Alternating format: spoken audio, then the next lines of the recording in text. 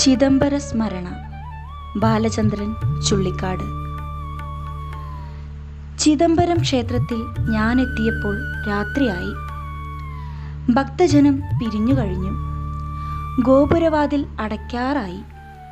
വിശാലമായ കരിങ്കൽ തളങ്ങളിൽ കൽത്തൂണുകൾക്കിടയിൽ ഭിക്ഷുക്കളും തീർത്ഥാടകരും ഉറങ്ങാൻ ഒരുക്കം തുടങ്ങി. ഭാണ്ഡനിലത്ത് വെച്ച് ഒരു തൂണിൽ ചാരി ഞാനിരുന്നു. തഞ്ചാവൂരിൽ നിന്ന് കുംഭകോണം വഴി ശീർക്കാഴി വഴി എത്ര ദൂരം, എന്തൊരു ക്ഷീണം!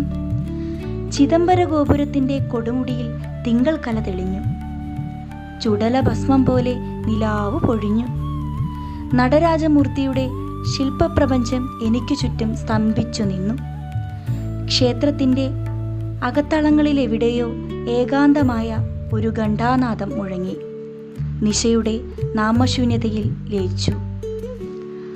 അല്പം അകലെ തൂണുകൾക്കിടയിൽ ഒരു വൃദ്ധനും വൃദ്ധയും. അലുമിനിയ പാത്രത്തിൽ നിന്ന് ചോറുവാരി വൃദ്ധയുടെ വായിൽ വെച്ചു കൊടുക്കുകയാണ് വൃദ്ധൻ. ലോകം കാണാനിറങ്ങിയ സിദ്ധാർത്ഥ രാജകുമാരൻ സാരഥിയോട് ചോദിച്ചു, ചന്ദ, എന്താണത്? ചന്ദൻ പറഞ്ഞു, കുമാര, ഇതാണ് വാർദ്ധക്യം, മനുഷ്യന്റെ അവസാനത്തെ ദശ. രാജകുമാരൻ അമ്പരന്നു. അപ്പോൾ ഞാനും?